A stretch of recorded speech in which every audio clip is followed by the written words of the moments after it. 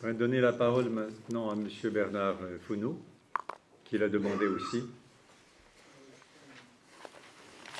Merci, Monsieur le Président. Je remercie vraiment Mme Rigaud de nous avoir fait un exposé sur le cas du Congo qui était très très intéressant et très documenté. Probablement, n'est-ce pas, si vous aviez eu à étudier le Nigeria, il y aurait eu des choses un peu différentes, parce qu'au Nigeria, on a l'impression d'avoir peut-être un gouvernement, alors que peut-être à Kinshasa, il faut mettre beaucoup de temps pour régler, ce qu'on n'est pas sûr du tout. On a des autorités qui contrôlent vraiment les lois, au point qu'on puisse dire qu'il y a un État qui est suffisamment présent. De même au niveau de la compétence, le problème de la compétence interne aux États, de leur capacité rien que purement technique, n'est-ce pas, de négociation qui est très différente. Mais je voudrais attirer l'attention sur un point, sur deux points qui me paraissent très importants. Bon, le premier, c'est que dans la manière de poser les problèmes, évidemment, la situation a évolué, le vocabulaire aussi a évolué, surtout chez les jeunes, si bien que les termes, n'est-ce pas, comme impérialiste ou impérialisme apparaissent comme des termes qui ne peuvent être utilisés que par des dinosaures. Or, en réalité, n'est-ce pas, la situation dans laquelle nous sommes, dans le cas comme celui de beaucoup de pays africains, c'est vraiment le cas extrême de l'impérialisme. Souvenez-vous que, alors que Kabila était encore au match, en train de lutter pour renverser Mobutu, il y a eu des sociétés multinationales américaines qui sont venues signer des contrats avec, n'est-ce pas, un groupe qui était à l'époque juste un groupe de rebelles, un groupe de maquisards. Et donc, depuis, donc, ce que je veux dire, c'est que le Congo aujourd'hui est considéré, du point de vue des ressources naturelles, comme un espace libre. C'est un espace dans lequel les sociétés transnationales opèrent pratiquement à leur guise. Et il y a quelque chose de très vicieux ici sur la relation entre ces multinationales et l'exploitation dite artisanale. Parce que ce sont ces multinationales qui finalement, n'est-ce pas, sont liées à cette production artisanale et tous les problèmes, n'est-ce pas, des armées privées, mais qui créent aussi aux populations des situations absolument intenables. C'est-à-dire que c'est la société qui est en train d'être détruite. Mais elle est en train d'être détruite, mais il y a, n'est-ce pas, des très grandes structures derrière qui récupèrent.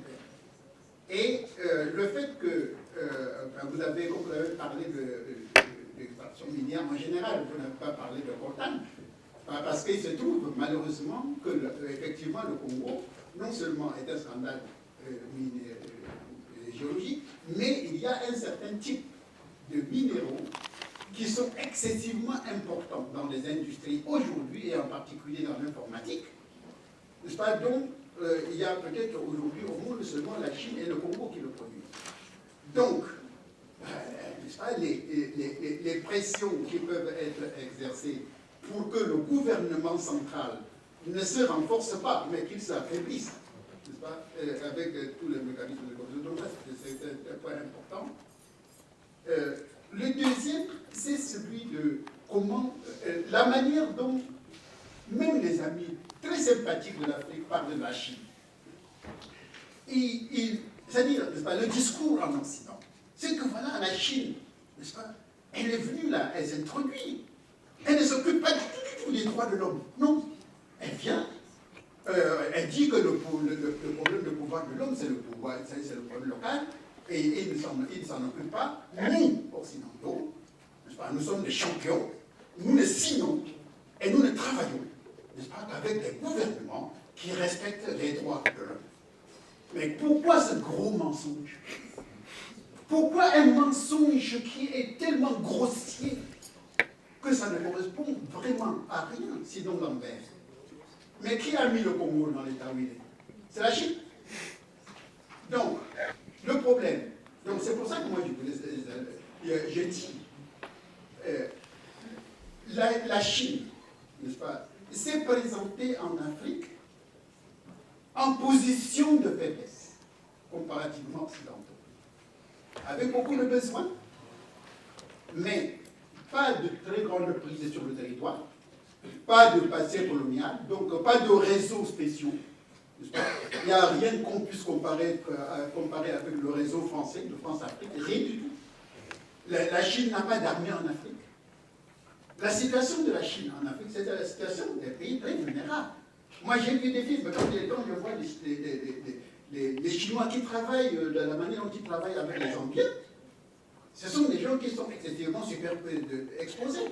Je ne suis même pas sûr que la Chine est prête à envoyer une armée pour sauver, n'est-ce pas, un de ses ingénieurs dans ces pays-là. Alors que, n'est-ce pas, ici, hein, on nous dit que voilà, au Sahel, il y a 2 personnes chez Areva qui ont été arrêtées, et aujourd'hui, n'est-ce pas, il y a le câblage complet du Sahel par l'armée française, et l'armée française, ça veut dire l'armée européenne, parce qu'il ne faut pas se cacher le... Donc, ce que je veux dire, c'est que les Africains n'ont pas pu peut-être exploiter l'opportunité que présentaient les faiblesses de la Chine pour pouvoir négocier avec la Chine des contrats qui soient beaucoup plus avantageux pour l'Afrique. Mais, malgré tout, ce que la Chine promet dans ses contrats, si les gens arrivent à le réaliser, ce que la Chine promet dans ses contrats, je pense que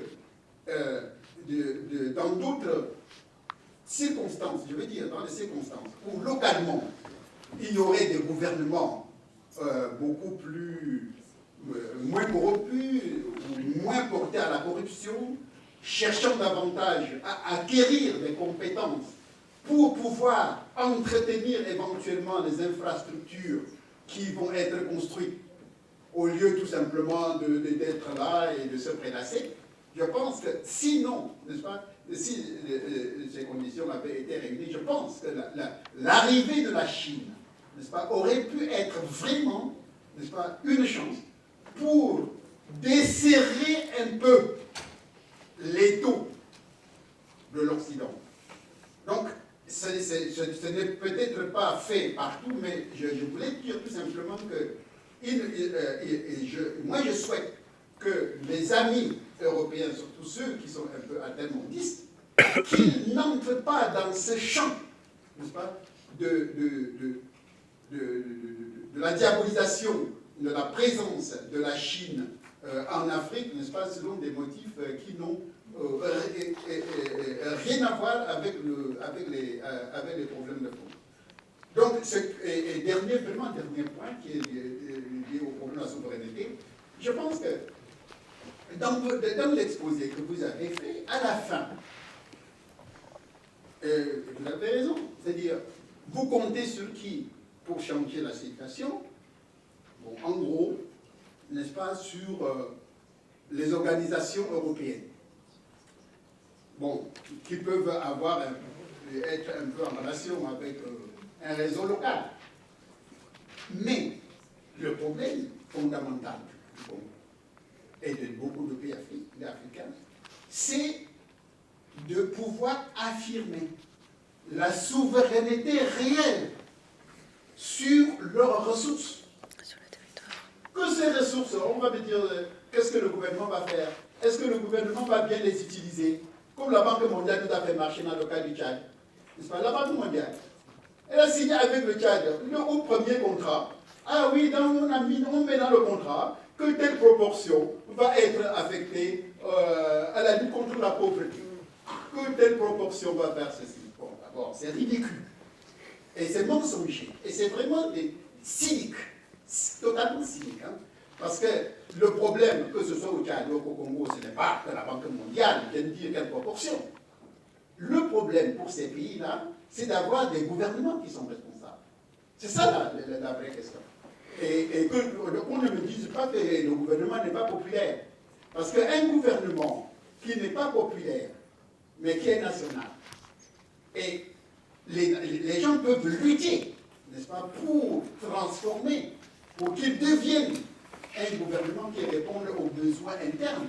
Mais jamais aucun gouvernement soutenu comme ça de l'extérieur ne va s'occuper réellement des problèmes internes. Donc, nos associations, on doit plutôt se poser la question de qu'est-ce qui est possible de faire pour que les Congolais exercent leur souveraineté réelle sur leurs ressources et éventuellement, et bien évidemment, à négocier l'utilisation de ces ressources avec beaucoup de partenaires.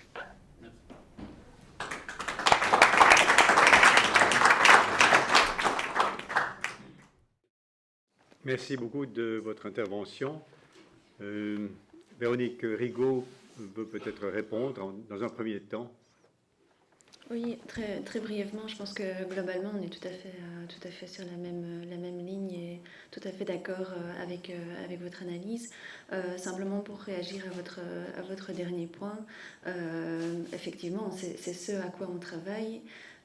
Donc le renforcement des souverainetés nationales et en particulier dans le cas du Congo, un État plus fort et plus à même de gérer ses ressources indépendamment des nombreuses pressions et hypocrisies internationales. C'est ce à quoi on travaille en partenariat avec la société civile congolaise. Donc nous, à notre niveau européen, effectivement, on essaye de relayer les discours et les revendications de nos partenaires au niveau des autorités auxquelles on a légitimement le droit de s'adresser, donc nos élus au niveau belge, au niveau européen. Nos partenaires congolais s'adressent avec un plaidoyer très fort auprès des instances provinciales et nationales. Donc voilà, c'est comme ça qu'on fonctionne et je pense que c'est comme ça qu'on continuera de fonctionner jusqu'à ce qu'on atteigne une situation plus acceptable.